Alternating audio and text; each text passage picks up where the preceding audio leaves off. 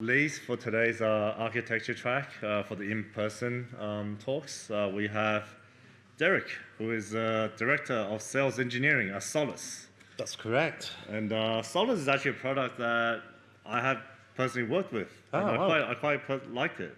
But following the tradition of me telling a fun fact about our speakers, Derrick has actually been hidden his fun fact from me. So Derrick, I have to let you speak to the audience about your fun fact. Well, I've probably got quite a few fun facts, actually, but a very topical one is, I'm obviously not from Australia. I emigrated here 16 years ago, but I was in the British Army, and I spent about 2 months, Wow. 2 months guarding the Queen at Windsor Castle.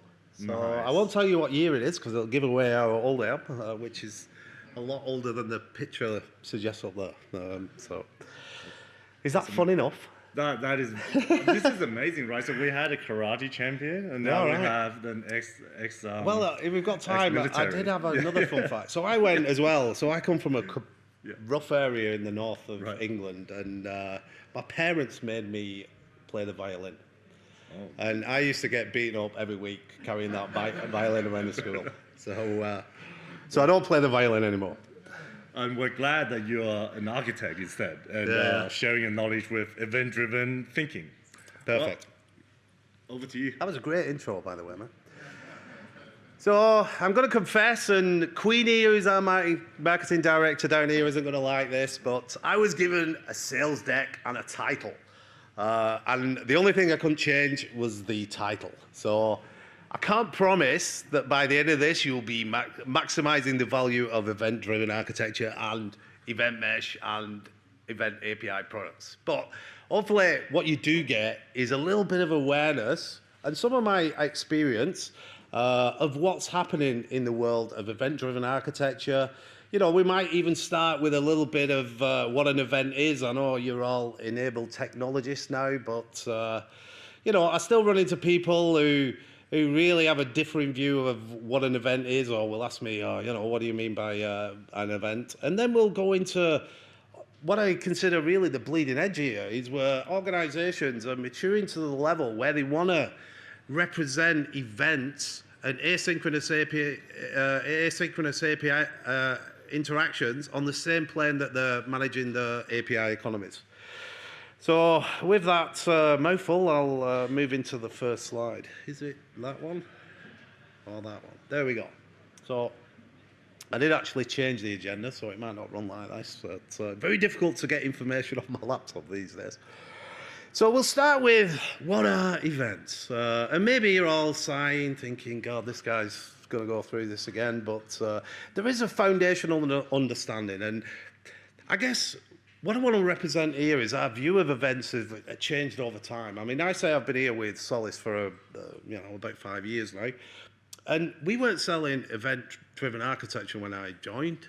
You know, we've always had an event broker who worked in that space, but we used to talk about things like IoT or messaging and those kind of things. And I would say it's only really firmed up over the last 2 or 3 years that we're starting to have a foundational understanding of what event-driven architecture might provide as an outcome, or, you know, a benefit or a capability within our organization.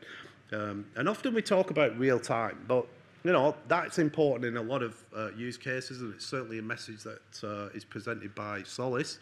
But it's not always about real time. Sometimes it's about distribution, it's about global distribution. You know, there's more use cases than that.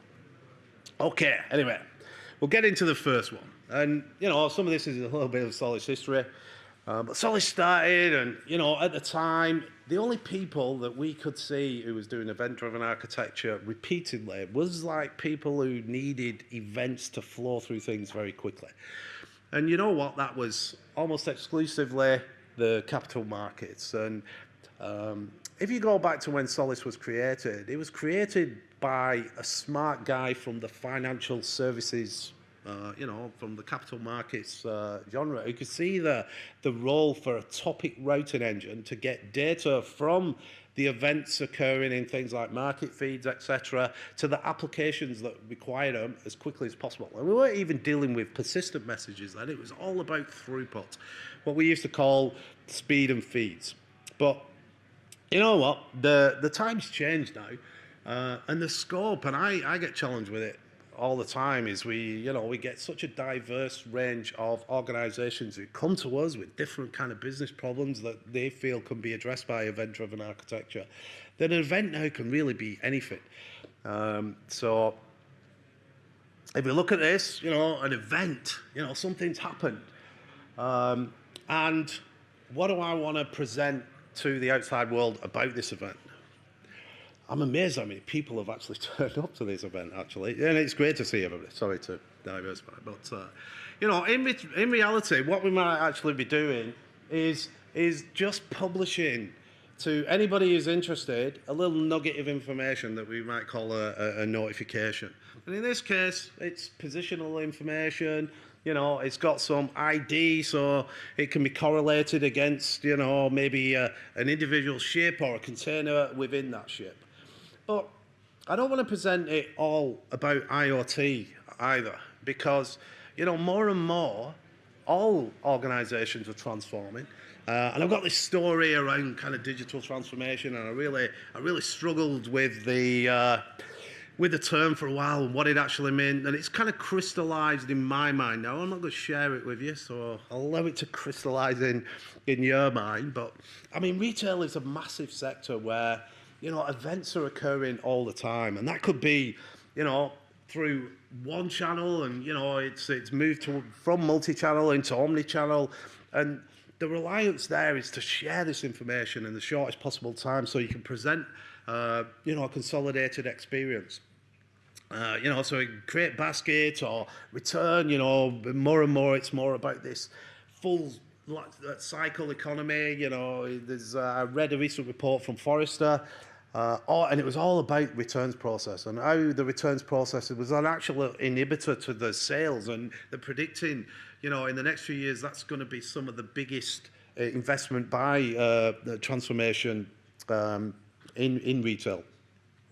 But also it could be kind of profile related, and how we're actually addressing our customers. Now, you might think that this is something that's easy to achieve when we're talking about all digital channels, but we've got customers actually in Europe, and they've got this term over here that I actually love, and especially when my French colleagues talk about it, they talk about this phygital experience, and it's the kind of merging of the physical and the digital. To the point where one of our customers over there is a massive chain of retailers, like Coles, but they actually present themselves in a higher tier, I suppose.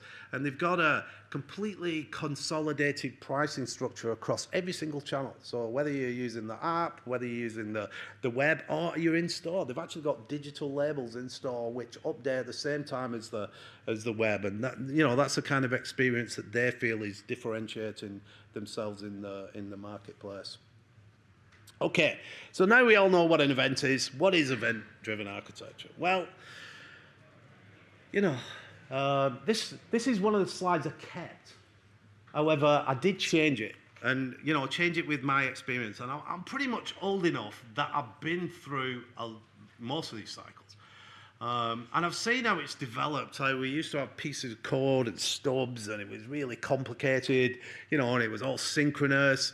Then, I'd say early in the 2000s, certainly in my experience, we started to look at messaging and maybe protocols that could go on top of other protocols to express messages or, some kind of method associated with that exchange of information. Then we all went through the pain of SAP and SOAP.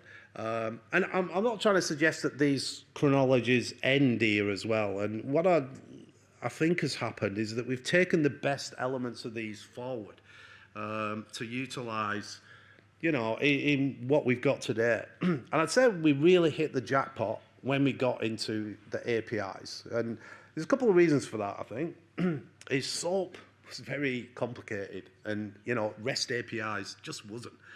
SOAP tried to create a protocol, and REST already had one. It had HTTP, and it delegated a lot of that complexity into a protocol that was well served in that space.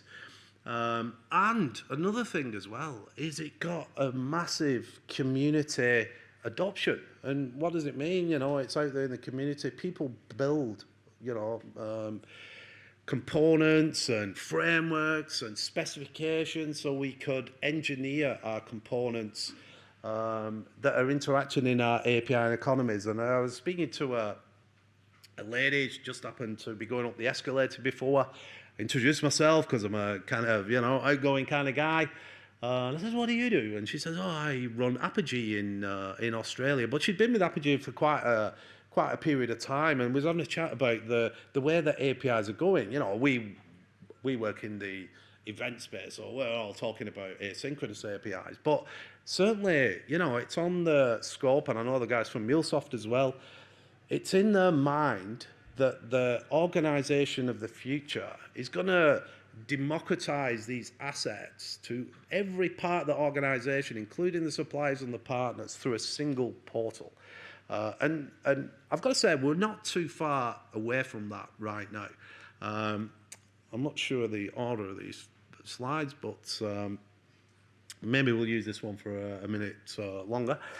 Yeah, so, you know, having the ability to represent these, and if people come to the workshop I'm running a little bit, you know, I've got this analogy around time, and, you know, how if we represented time and the way we interact with time in such an inappropriate way that, you know, it would be disaster. However, we've done that with some of our apps, you know, with one of the success, you know, it's been a victim of its own success, I'd say. The REST APIs has been profligate use. So I'm going to come out and say it. It's the API days, maybe it's heresy, but, you know, the distributed monolith is everywhere. And, you know, there's a role in there for a pattern which is asynchronous. It needs to be governed the same way that our assets are governed in the API space. And that's available now, you know, and it should be on the same plane of governance and management as synchronous APIs. And I think that's accurate to where we are in the life cycle right now. Okay. So I might just ping through this a little bit. So what do we do? You know, is, you know, the way that these events work is something happens and we publish out a notification and applications subscribe to that. And, you know, that's the premise of event-driven architecture. Now, why do we do that? Because there's a consequence if we don't do it correctly, and it can be a different consequence. So, you know, like I said, we talk about real time all the time, but it's not often that's the driver. You know, is post-trade in capital markets, a bit of specialised area, you might not be got familiar, but it's like back office, and no one cares about it. So it's all, you know, it's all legacy, and it's never modernised, but it's still an important component of the process, and often it's the most regulated component of the process. So, you know, being able to do things like non-repudiation of interaction, and, you know, making sure that those processes are actually settled in within SLA periods is an important thing. However, going back to our ship, you know, the consequence there is often these things are traveling, they're full of containers, and when you arrive at the port, you get a free period, they call it, for demurrage and detention. So it's usually about 3 or 4 days, and some of the bigger shipping companies can negotiate, you know, a longer time. But essentially, you're on the clock. So what you want to do, you want to get to the port, you want to have all the transport and logistics set up to deliver the goods, and then get the containers back on the ship and out of the way as quickly as possible. And in the retail space, it's about customer experience and brand reputation. You know, is we all go online, and, you know, I mentioned the returns process. I mean, I have definitely bought stuff. I mean, my wife buys stuff all the time, and it seems to flow in and out, and she's got a process. But I know she's selecting brands and companies to deal with because it's easy to return stuff. And I've done the same thing under her guidance, of course. Yeah, so it's more about brand experience and reputation. So I'll put this in, and you know, if I was designing let's call it an infrastructure that facilitated this event interaction, is I want it to connect to my event sources. Then I want it to be able to route it and based on the requirements of the subscribers. So there's parties in there. It needs to obviously be connected, and it needs to have different connected channels. It needs to be timely. It needs to be available. It needs to be resilient. And I'm not going to read through all of this. An important thing is observability. We're building asynchronous components that are decoupled now. Now that gives a lot of benefit in its ability to be able to be bounded as a piece of software and scaled independently, on its own requirements, not a chain of requirements. But they're often difficult to track in terms of the end-to-end flow, and that's what I call observability, is the ability to look into the process with a lot of actors involved in that event-driven architecture to the point where you can assert exactly where your event is in the event. A lot of events in that sentence. In the event that the event becomes, broken. Okay, and that's what I'm going to call an event mesh. Now, we at Solace say that we coined the event mesh term first, but I'm not going to use it in a product term. So you can go onto the Red Hat. I think one of the best definitions of what an event mesh is provided by Red Hat. They talk about it as almost this ubiquitous element where applications can connect, authenticate, authorize, and interchange events ubiquitously. One of the terms I like from the industrial IoT world is this concept of a universal namespace. So, I always think of the events are published with an address. They're addressable by the subscribers. And if that's universal, then you can accurately catalog those events and make them democratized to anybody who needs to use them in a uniform language. Okay, but it's not mutually exclusive. And in fact, I was having a nice chat with a guy called Stephen out there, and he had exactly this problem. And I often go back to my first interaction when I was at Solace. He was a young SE, not so young maybe, but my boss took me in to see one of the banks, and the guy in there said, "We built this application, and it's got a few problems." And we said, "Well, we explain what the problems are." And he said, "Well, it's a transfer app, and when the customer presses the transfer button, it's basically synchronous from the device all the way back to the mainframe." And he says, and I said, "Well, yeah, that sounds like a bit of a problem." And he said, "It's got a 15-second timer." He said, "But after about 5 seconds, he said the customer starts pressing the send button because he can't see what's going on." And I said, "Well, what do you do about that?" And he proudly stated, "Well, we've got really good at deduplicating the duplicates." And I said, "Well, maybe that's missing the point." So, we didn't win that as a customer, but I said, look at WhatsApp, for instance. What if your app was like WhatsApp, where you press it, and rather than waiting 15 seconds or even 5 seconds, you get an immediate response to say, "Hey, we got your transaction, and we're working on it, and we'll let you know when you're finished." And now the SLA isn't seconds. You can put it back in your pocket. You get on with life. You've got minutes or maybe an hour to process it. Eventually the guy will get a buzz in his pocket. He'll pull it out and he'll say he's finished. So there are hybrids where, a lot of organizations, they're comfortable exposing the facade of the organization through an API. But pretty soon you want to build that into an event style or an asynchronous interaction, with your reliable, extensible, connected event mesh. And even extend that to be hybrid again. You may have to interact with other parties who are only exposing APIs. So you need to have the ability to use whatever is available to you as an architect, and not build time machines. And if you need to know what that reference is, then come to the workshop.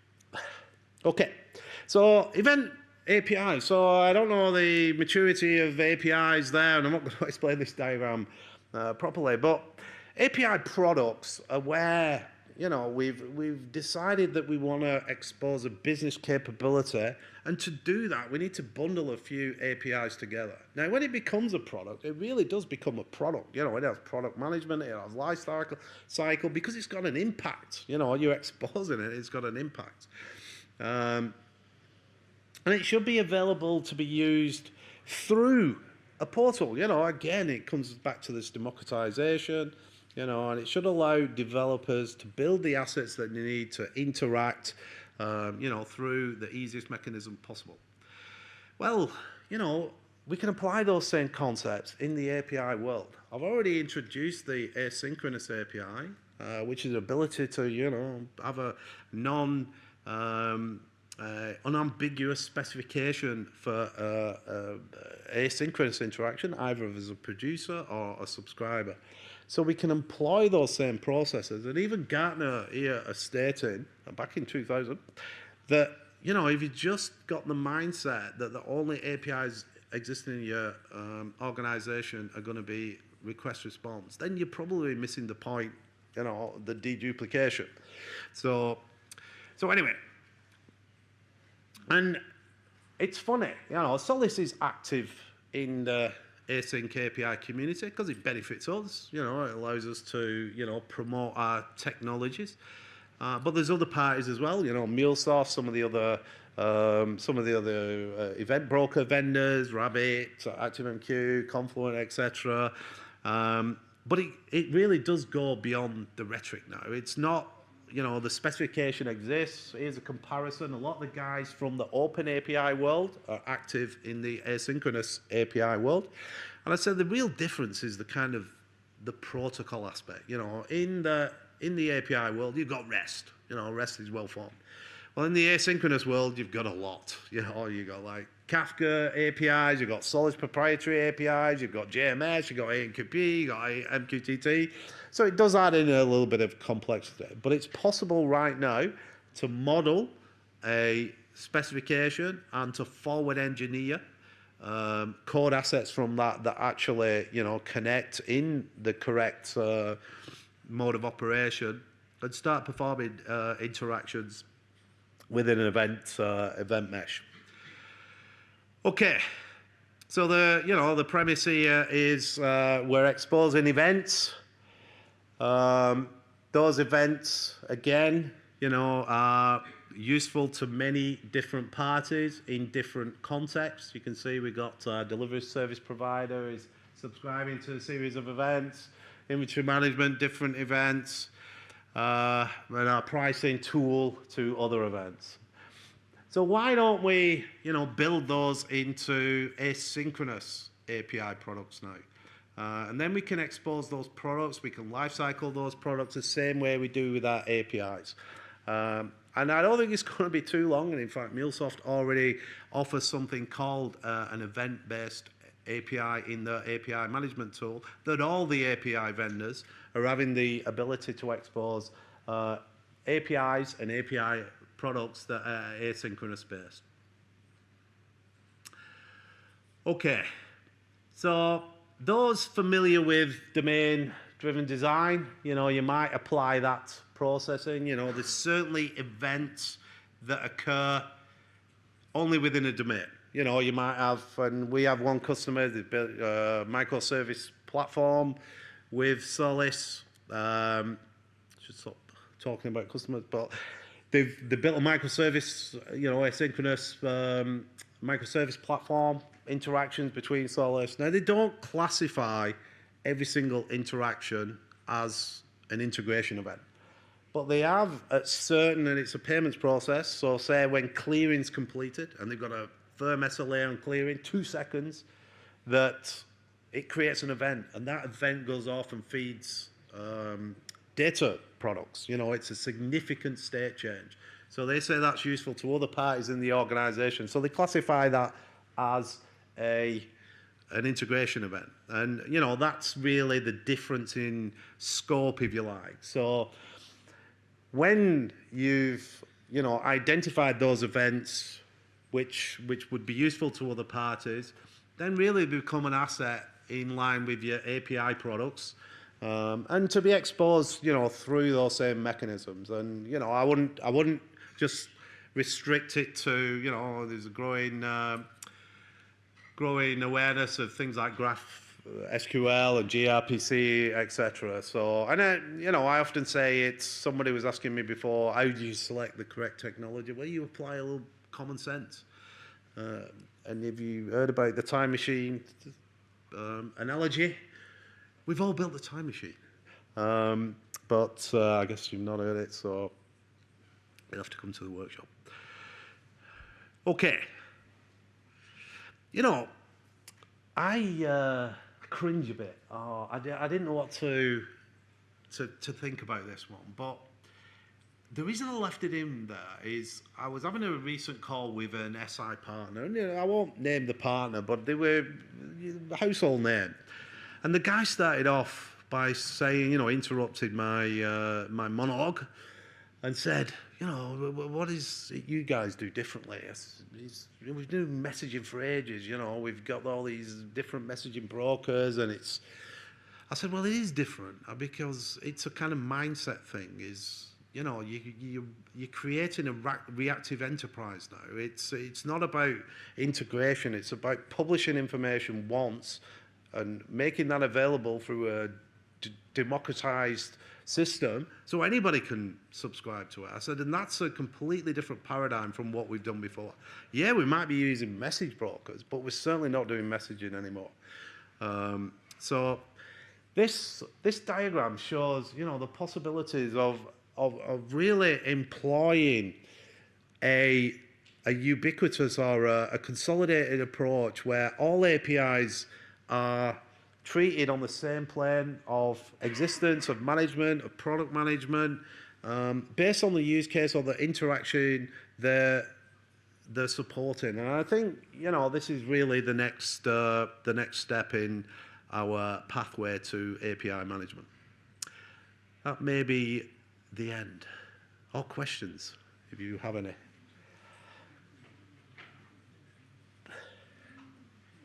There's loads of people here. There must be some questions. Come on. This gentleman here. So I understand the events. Yep. I'm interested in the data inside the events. Okay, yep. So how much of the data goes in the event? Do you put an entire sales order in there? But also, you've got different systems that see data in different ways. So do you use a common data model in your events? Yep. So I see people moving up. Derrick, we just need to repeat the question for the folks online. So the gentleman here is asking what the data in the event should be, whether it should be a subset of the data or all the data. I forgot the second part of the question. Different systems see the same data. Oh, right, and whether we should be employing things like a common data model, yeah? So I see a move away from a common data model, actually. People are publishing event information, and maybe they normalize on things like cloud events, but that's more of a structural thing rather than a content, you know what I mean? In terms of event styles, then there are certainly some maturing methodologies around that. I'd say there's 3 styles of event. First one being the notification. So notification is essentially usually a timestamp and some kind of metadata with the object type and an ID. Now that's published out into the event mesh, and any parties that want to actually get the data would need to refresh that, And it's a useful pattern because, first of all, it's simple to implement, and often it's making use of APIs that you've already built. But it is challenged because you've still got a couple in there. The other style of a data pattern is what's called event carriage state transfer. So it is the whole of the data, and sometimes it's even the before and after image. So you need to decide what that data resource is going to look like, but it is all published out to all parties. But then you're achieving decoupling because there's no requirement then to refresh the data. And sometimes it's incremental, is that people will go notification. Some of the vendors actually, it's noteworthy to say that some of the SaaS vendors now recognizing the value of being event enabled. So they're actually creating event frameworks within the application. So SAP BTP, for instance, has got an event framework. You can select SAP business objects, but they use the notification style. Same with Salesforce. So Salesforce again has got a event pattern.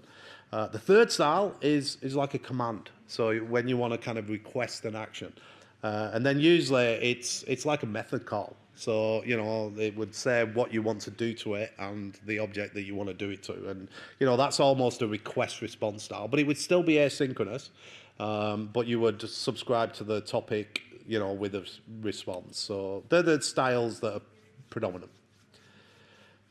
Good. And the data typing issue? Well, that's where event management comes into play. So looking at our view on that, so we've got a product for event management. I'm not going to name what it is. If you want to come over the booth and have a chat about it, then fine. But that would do the schema to event relationship. So through API, you recover the schema if you wanted to subscribe to that. And in fact, the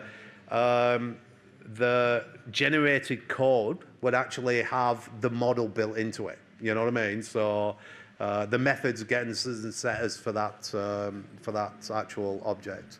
But there's Confluent Schema Registry is a similar concept. Is that you're basically tying the event or the topic to a data model. So good questions. Well, we're after our break. If I recall correctly, there's actually a demo or workshop Oh, is it here? outside your booth. Is it in the booth? I think 350 Solace. I think it's down the Down the workshop. Yeah, So there's a workshop at 350 with Solace. If You'll find out about the time machine there, by the way. Okay. Thank you, everyone. thank Have a you. good break and visit.